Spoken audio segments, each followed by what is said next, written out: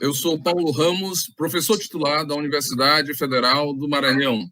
Hoje teremos uma live com a participação do professor doutor Francisco Balaguer Calejon, que é professor catedrático de Direito Constitucional da Universidade de Granada e também professor catedrático de Direito Europeu.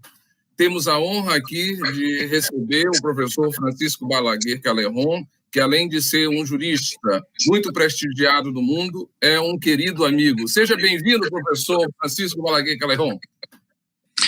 Muito obrigado, Paulo. A honra é para mim. Eu estou muito feliz de participar neste seminário.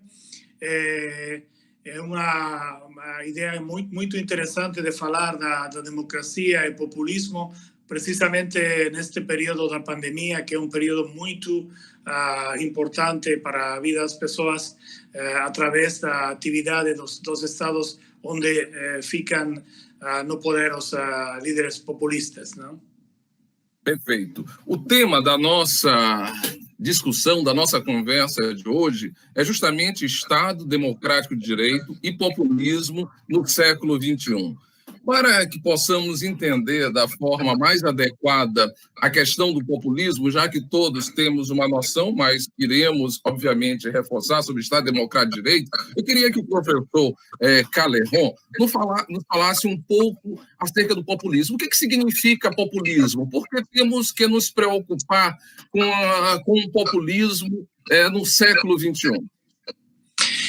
O populismo, na verdade, não é um movimento, uma orientação política muito precisa, no sentido que nós temos populismo de direitas, populismo das esquerdas, populismo das orientações mais antidemocráticas, um populismo de orientações mais congruentes com a ideia da Constituição, da democracia.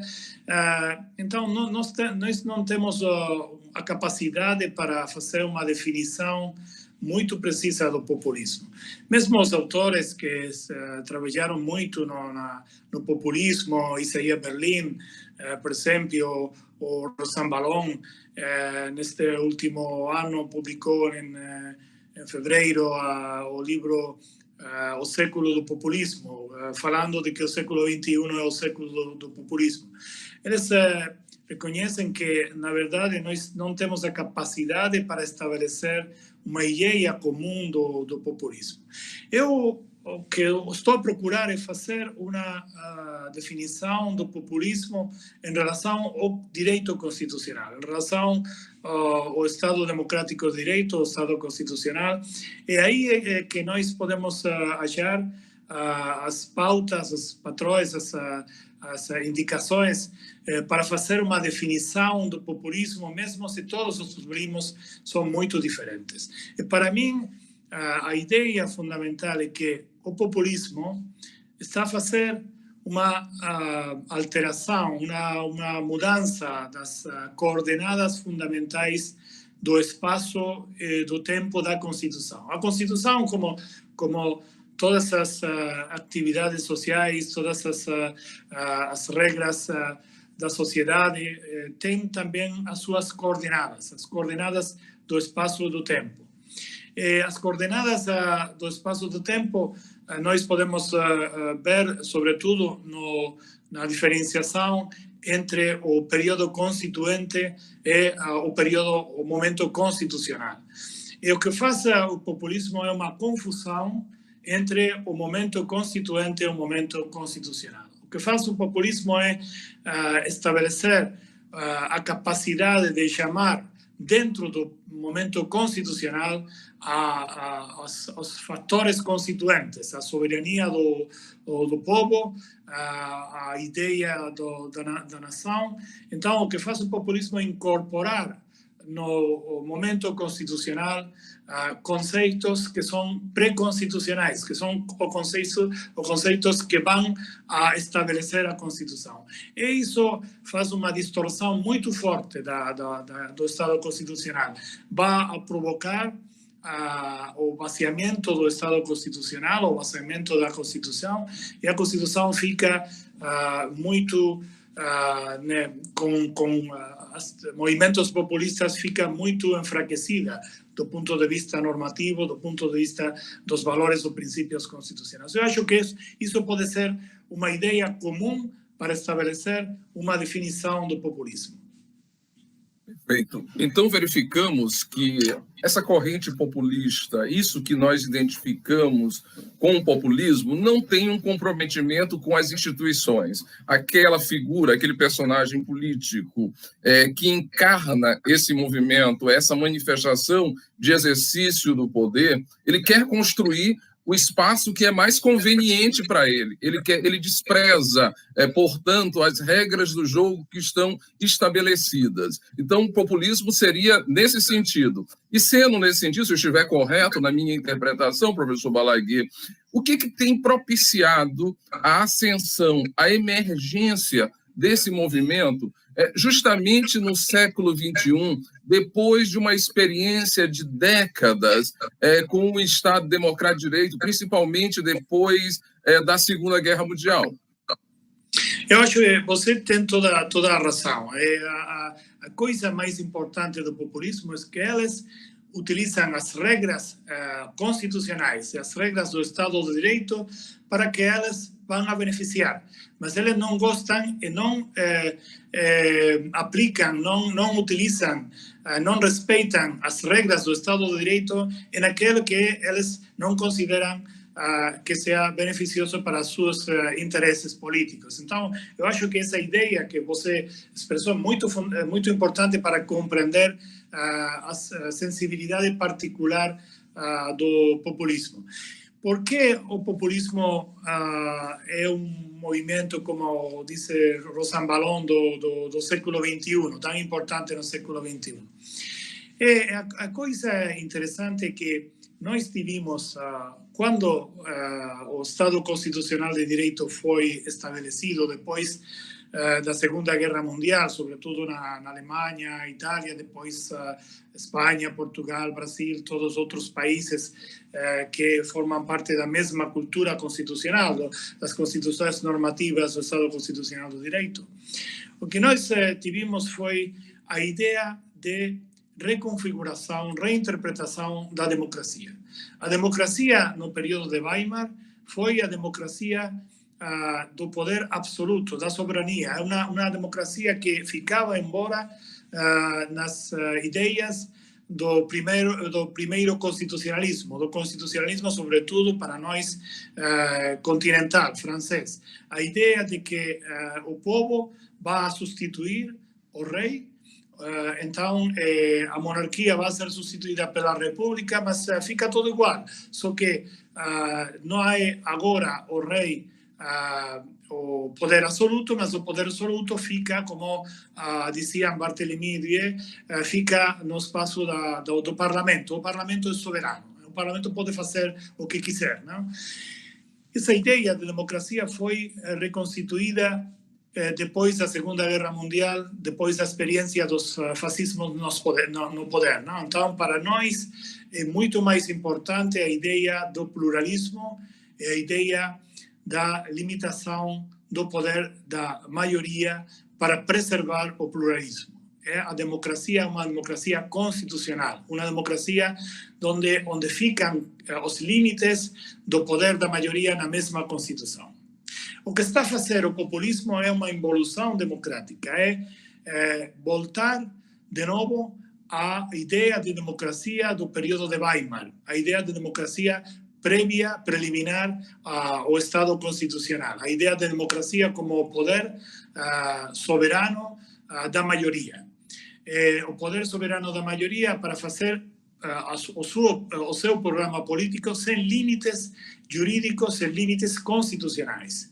Isso nós estamos a ver todos os dias, onde temos líderes populistas. São os líderes populistas os que têm mais conflito contra o poder judiciário, contra as instituições judiciárias, contra as instituições de defesa da Constituição, porque eles não gostam dos limites ao poder do Estado. Eles gostariam de um poder político sem limites, como é o poder político do Estado constitucional. No Estado constitucional, o poder político tem limites.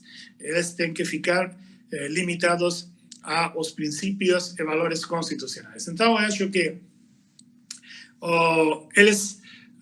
os movimentos populistas vão fazer essa involução democrática. Por que eles têm tanto sucesso, tanto êxito no século XXI? Eu acho que pode ser porque o século XXI é um século de muita instabilidade constitucional. Nós tivemos no século XXI, num período de 20 anos, não é muito tempo, nós tivemos até agora 6 crises constitucionais muito fortes. A primeira, a crise de seguridade, com o problema do terrorismo no 2001. Não? A segunda, a crise econômica, sobretudo na Europa, a crise do euro. É uma crise muito importante, porque é uma crise que vai provocar uma involução democrática muito forte em alguns países constitucionais.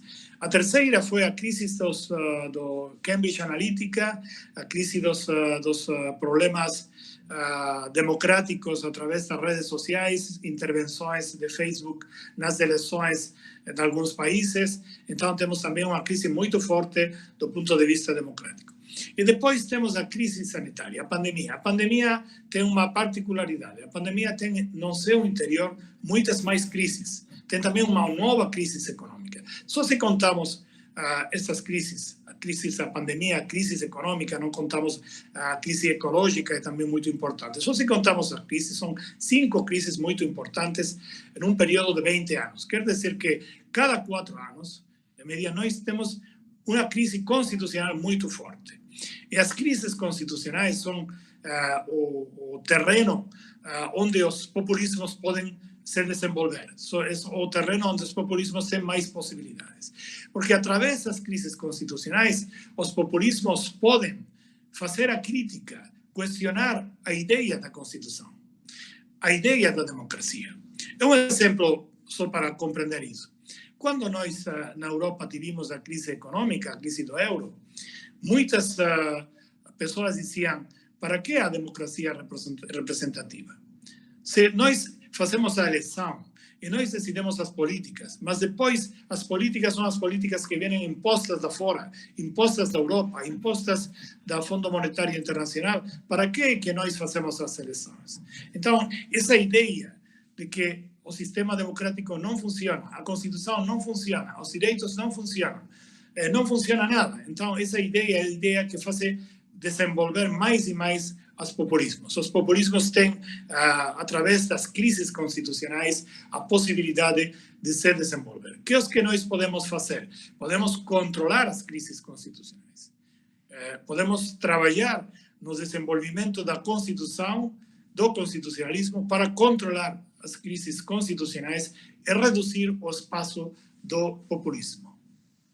Perfeito. O que eu percebo da sua fala é que o populismo ele parece flertar o tempo todo com a instabilidade, aproveitando-se de supostas fragilidades de um meio ambiente que propiciou aos seres humanos, não só nos países desenvolvidos, mas também nos países em desenvolvimento, condições materiais. Eu não falo não só em elementos morais, mas em condições materiais muito mais favoráveis se comparadas às condições de vida dessas pessoas no passado.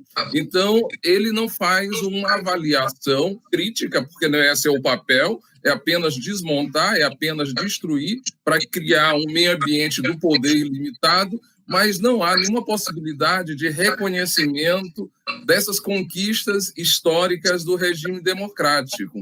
Outra coisa que me chama a atenção, e aí vai um outro questionamento, o populismo, professor Balaghi, ele teria tanta possibilidade de ascendência no século XXI, e veja que essa ascendência ela se dá não somente em países desenvolvidos, a exemplo dos Estados Unidos, como também e outros países da Europa, mas também em países desenvolvidos. nós devemos creditar alguns desses elementos de, digamos assim, de crescimento do populismo, as novas tecnologias, a facilidade de comunicação e, principalmente, por meio de veículos de comunicação e manifestações sem compromisso com a dignidade da pessoa humana, que nas redes sociais me parece que é um universo de manifestação sem controle e sem limites. Qual o papel das tecnologias para a ascensão do populismo? Isso é a pergunta, a questão mais importante para mim, não? Agora, porque, na verdade, o populismo tinha menos possibilidades de se desenvolver, de chegar à administração dos Estados Unidos, à presidência dos Estados Unidos, à presidência do Brasil, ao primeiro-ministro da Reino Unido, a outros países que têm dirigentes populistas, sem Facebook e sem as redes sociais. Uma coisa que é muito importante para compreender é que foi Facebook que provocou, através da Cambridge Analytica, o resultado do referêndum do Brexit no Reino Unido. É um referêndum muito destrutivo da ideia da Europa, que provocou muita instabilidade na Europa e no mundo. Depois foi o Facebook que diretamente é reconhecido pelo Zuckerberg, pelo CEO do Facebook, que diretamente impulsou, promocionou a Donald Trump para a presidência dos Estados Unidos. E através de atividades eleitorais ilegais, através da propaganda subliminal que é uma atividade ilegal. Como funciona a propaganda subliminal? É muito importante compreender isso. Cada vez que você faz qualquer atividade na internet, através das redes sociais ou através de qualquer aplicação da internet, você está a enviar os dados pessoais que não são só o seu domicílio, não são só as coisas, a sua profissão, mesmo os seus dados médicos de saúde, assim. Quando você está a olhar uma fotografia num jornal ou na internet, e você passa a fotografia muito rápido, ou você fica muito tempo a olhar uma outra fotografia, você está a dizer aos algoritmos que utilizam Facebook e outras aplicações de internet que você não gosta uma pessoa particular, você não gosta uma fotografia em particular. Imagina, você está a passar muito rápido fotografias de cachorros. Eu faço isso cada vez que vê fotografias de cachorros na internet. Então, as companhias como o Facebook podem fazer os perfis psicológicos de você. Eles sabem que vocês têm um medo particular aos cachorros. E o que eles fizeram nas eleições presidenciais norte-americanas? Eles não fizeram uma propaganda diretamente a favor de Donald Trump. O que eles fizeram foi uma coisa muito mais simples. Se eles tinham através dos dados, mais de 5.000 dados pessoais de cada pessoa, de milhões de pessoas que estavam a votar, eles enviavam não uma propaganda a favor de Donald Trump, mesmo eles não enviavam uma propaganda contra Hillary Clinton. O que eles enviavam é só, se eles sabiam que você tem medo aos cachorros, eles enviavam fotografias de Hillary Clinton abraçando cachorros, acariciando cachorros, para provocar em você, subliminalmente, a ideia de que Hillary Clinton não era uma pessoa em que você poderia confiar, porque o medo que você... Então, eles fizeram isso em alguns estados muito importantes, onde as diferenças das votações eram alguns miles de votos. E, através disso, promocionaram a Donald Trump à presidência dos Estados Unidos, mesmo se Donald Trump não ganhou do ponto de vista do voto popular. Hillary Clinton teve mais de 3 milhões de votos que Donald Trump. E fizeram isso em outros países. Utilizaram Facebook para Estados Unidos, utilizaram WhatsApp para Brasil, utilizaram Instagram para a Itália, para a Espanha, estão a utilizar diferentes aplicações de Facebook para intervenção nos processos políticos. Por que, a questão importante, por que as redes sociais, as companhias tecnológicas têm interesse em promocionar os líderes populistas? É muito fácil de compreender. Quando as companhias tecnológicas promocionam a instabilidade dos países, cada vez que um país tem mais instabilidade, tem mais problemas, tem mais fragmentação, tem mais radicalização, Facebook tem mais ganâncias, tem mais benefícios. Isso não é uma coisa que eu estou a inventar. Se você puder consultar The Wall Street Journal de algumas semanas atrás, em Wall Street Journal tem uma informação sobre Facebook, onde Facebook fez uma pesquisa interna para saber se eles utilizavam os algoritmos para evitar a radicalização, a fragmentação, a instabilidade social, se eles poderiam tecnicamente fazer isso. E a conclusão de Facebook foi: sim, pode fazer. Podemos utilizar os algoritmos para provocar uma comunicação política menos radical, menos radicalizada, mais tranquila, menos instabilidade. É possível. Mas eles concluíram que não podia fazer, não por problemas técnicos, mas por problemas econômicos. Porque se eles favorecem instabilidade, cada vez que as pessoas têm fragmentação, radicalização, têm instabilidade, as pessoas utilizam mais e mais as redes sociais. Então, eles chegaram à conclusão que não podiam utilizar os algoritmos para, digamos, para evitar fake news, para evitar hate speech, para evitar a fragmentação, a radicalização da sociedade. É por isso que eles impulsam os populismos. Justamente, era essa pergunta que eu iria fazer ao senhor. A que interessa essa alimentação desse movimento político populista, desse movimento político de desestabilização das instituições? E o senhor já nos respondeu que as próprias empresas que trabalham com as redes sociais, que elas próprias e muitas concedem em países, na verdade concedem em países, principalmente em um país tradicionalmente democrático. É claro que com arroubos autoritários, mas tradicionalmente democrático, que é os Estados Unidos, e constituídas essas empresas por jovens bilionários. A eles não estão associados, ou estão associadas potências que querem se tornar hegemônicas no mundo, a exemplo da China, a exemplo da Rússia, que tradicionalmente procura manter o seu espaço de poder no contexto global, ou realmente esse comportamento destas redes sociais está assentado apenas no lucro para elas próprias, ou elas estão envolvidas em um projeto de poder maior, envolvendo outros países, envolvendo outras nações? Sim, na verdade, a questão é muito mais complexa, para assim dizer, não? Nós temos uma primeira coisa que é o interesse econômico das companhias tecnológicas. Eles procuram instabilidade, através da instabilidade tem mais benefícios. Mas depois temos, como você está dizendo, com muita razão, temos também as grandes potências, os outros agentes globais. Nós temos agora um combate entre agentes globais. Alguns agentes globais têm interesses concorrentes, não?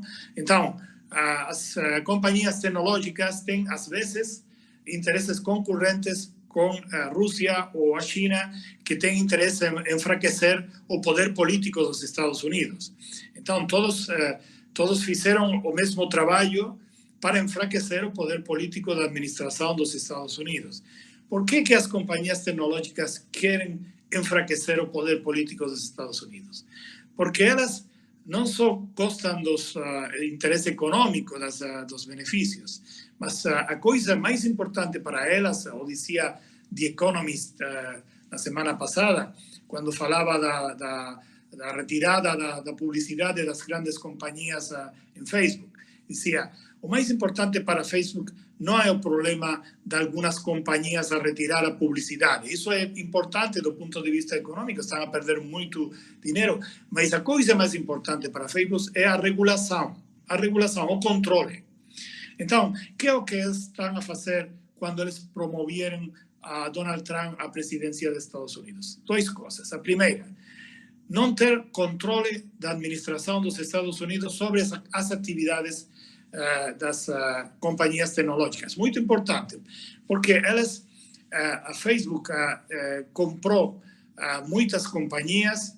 Isso, se você tem interesse, podem consultar o rapport da Misinformation and Fake News do House of Commons, que se pode consultar em internet, onde eles chamam a Facebook uma companhia gangster.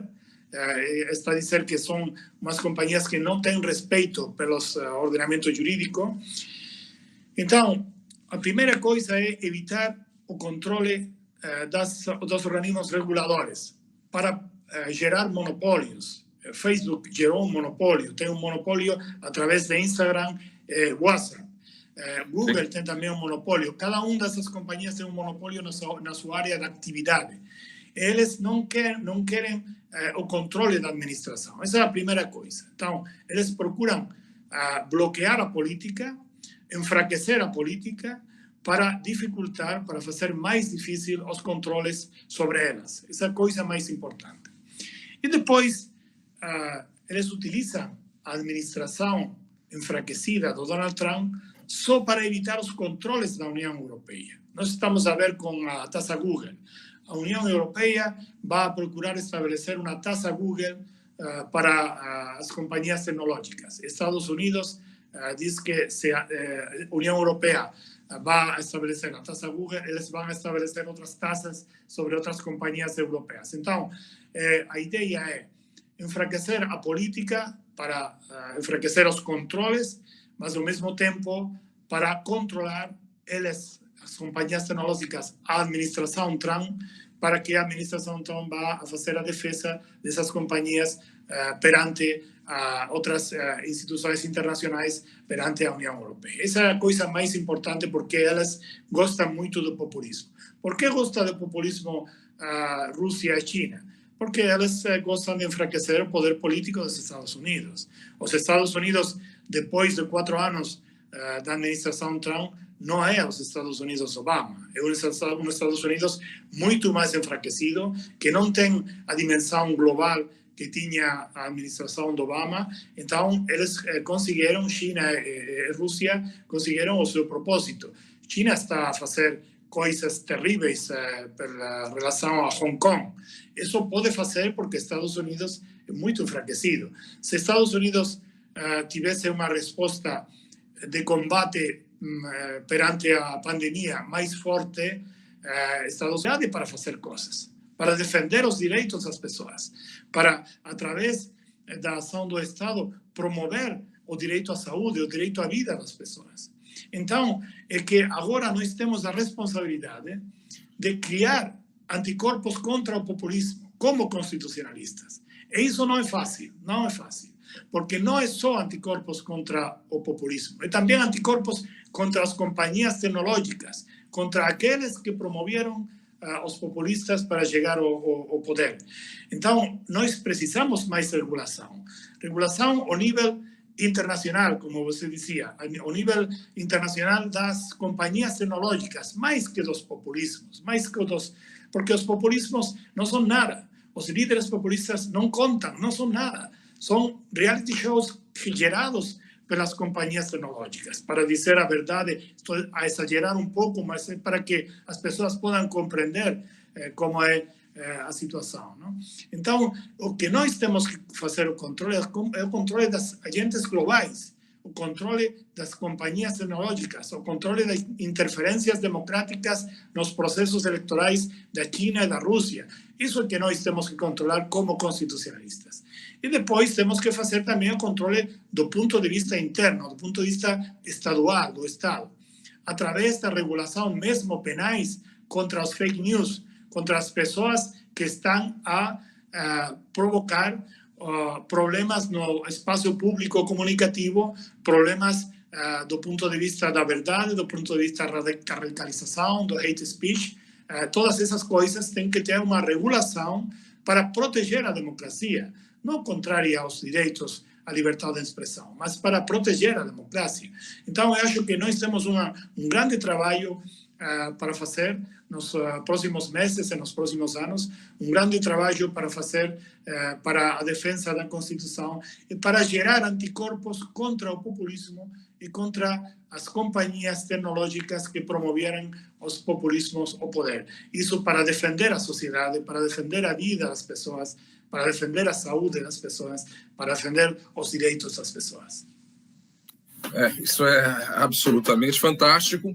Realmente, nós vivemos um momento absolutamente desafiador. Um fato novo emerge com ingredientes tecnológicos com os quais nós não estamos ou não estávamos familiarizados e ainda não estamos suficientemente para saber como enfrentar. E vivemos uma sobreposição de crises, como o senhor nos relatou. Me parece que essa última crise da pandemia era um ingrediente que faltava justamente para dar conta de uma virada histórica. Eu acho que aqui, nessa pandemia, nós começamos um novo momento histórico que vai começar justamente com a construção de anticorpos a esse movimento destrutivo dos direitos e da organização social. Então, é um momento em que, para superar o caos, teremos que construir um ambiente que será diferente do que temos, mas que precisará necessariamente ser garantidor da nossa dignidade. Professor Balaguer, foi excelente essa nossa conversa, poderíamos ficar aqui muito tempo dialogando, e com uma satisfação discutir consigo esse tema tão interessante, desafiador, que é o populismo, que tem nos trazido grandes dores e grandes problemas. Um grande abraço e muito obrigado por ter estado aqui. Muito obrigado, Paulo. Um grande abraço e um grande abraço também ao Brasil. Não? Sim, e um abraço à nossa querida Espanha. Tchau. Tchau, tchau.